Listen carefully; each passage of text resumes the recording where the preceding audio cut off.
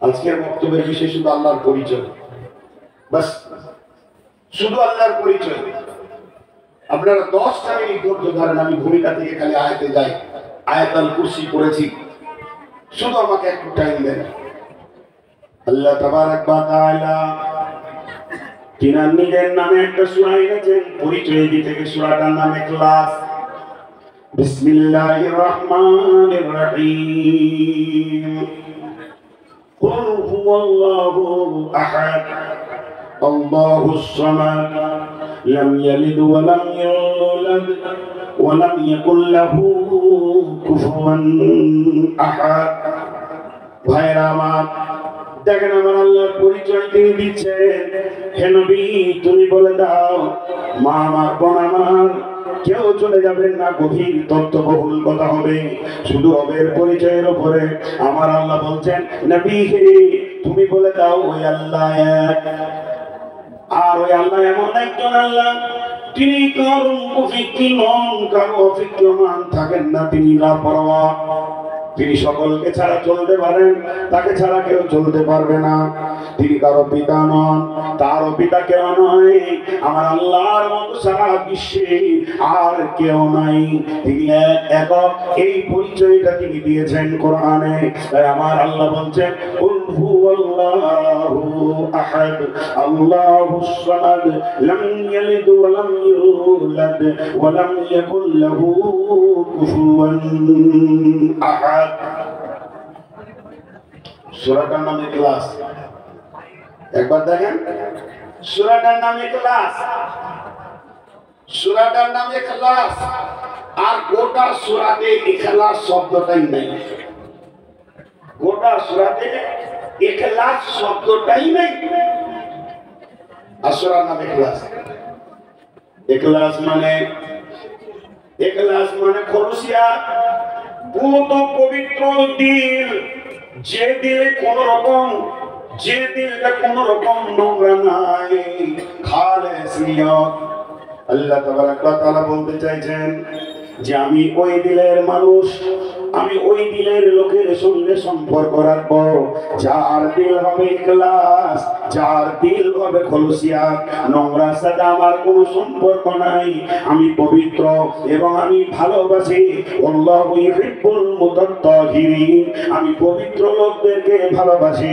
যার দিলে নোংরামি থাকবে, যার দিলে শিরক থাকবে, যার দিলে কুফরি থাকবে, যার দিলে নিফাক থাকবে, যার দিলটা নোংরা থাকবে, হিংসা হাসাদে, ওই রকম দিলের সঙ্গে আমি আল্লাহর কোনো সম্পর্ক তৈরি হবে না। আমি যেমন পবিত্র, আমি যেমন পাক, তুমি ইখলাসের সঙ্গে তোমার দিলটাকে পাক করে নাও, তাহলে আমি আল্লাহর সঙ্গে তোমার একটা নিবিড় সম্পর্ক তৈরি হবে।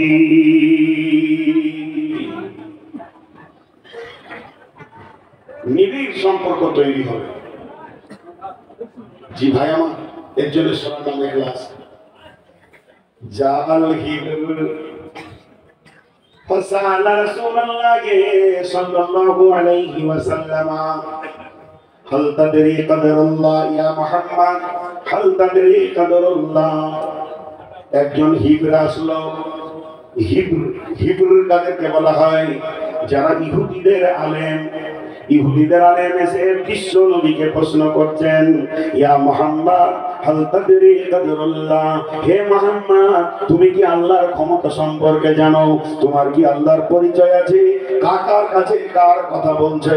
বিশ্ব নবীকে বলছেন একজন হিব্র।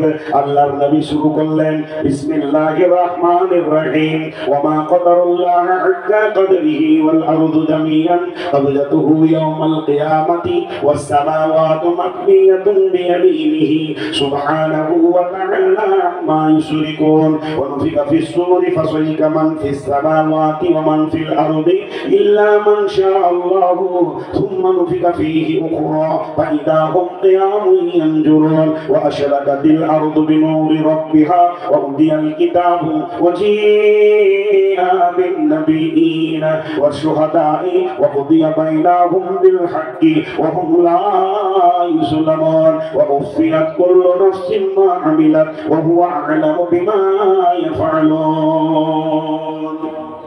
সূরা জুমারের আয়াত পড়তে লাগলেন, সমস্ত আয়াতগুলো যদি তর্জমা তাফসীর করা যায় 10 ঘন্টায় শেষ করা যাবে না। আল্লাহর ক্ষমতা তিনি বললেন শুধুমাত্র একটা আয়াতের কথা বলছি, কে তোমরা আছো আল্লাহকে তার পরিপূর্ণ ইজ্জত দিতে পারবে? আল্লাহ যতটা তোমার কাছ থেকে ইজ্জত পাওয়ার ক্ষমতা রাখে অতটা কে তোমরা দিতে পারবে? তিনি এত বড় মেহেরবান, তিনি বলেন কত বড় কুদরতওয়ালা। সমস্ত আসমানগুলোকে একটা হাতের মুষ্টিতে নেবেন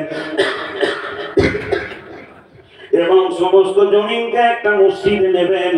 আর আল্লাহ তাবারাক ওয়া তাআলা তিনি দুই মসজিদে সাতবক আসমান জমিনকে তদিও তার ভিতরে যা রয়েছে সবগুলোকে আঁকিয়ে নেবেন।